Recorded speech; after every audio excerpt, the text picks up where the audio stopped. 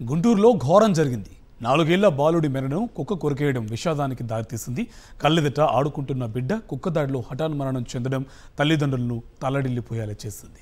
గుంటూరులో 41 డివిజన్ పరిధి అడవి తక్కెళ్లపాడులోని స్వర్ణభారతి నగర్లో దారుణ ఘటన చోటు చేసుకుంది.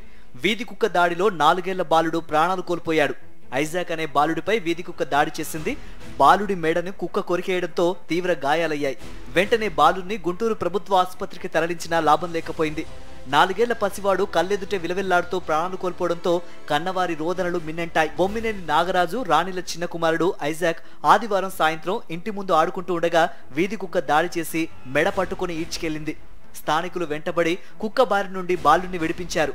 తీవ్రంగా గాయపడిన బాలుడిని చికిత్స నిమిత్తం జీజీహెచ్కు తరలించగా అప్పటికే మృతి చెందినట్లు వైద్యులు తెలిపారు.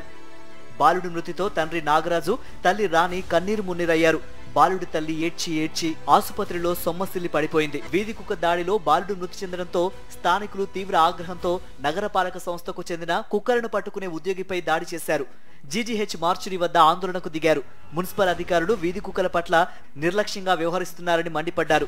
ఐజాక్ తల్లిదండ్రులు మార్చురీ వద్దకు చేరుకొని తమ బిడ్డకు పోస్టుమార్టం వద్దంటూ ఆందోళనకు దిగగా పోలీసులు నచ్చజెప్పారు. ఇటీవల 2 రోజుల క్రితం వీధి కుక్కలను పట్టుకోవడానికి స్వర్ణభారతి నగర్ లో ప్రయత్నించగా జంతు ప్రేమికుల వేదిక ప్రతినిధులంటూ ఒకరు ఆందోళన చేశారని మున్సిపల్ సిబ్బంది చెబుతున్నారు. మరోవైపు వీధి కుక్కలు రెచ్చిపోతున్నాయని వాటి నుంచి రక్షణ కల్పించాలని ప్రజలు కోరుతున్నారు.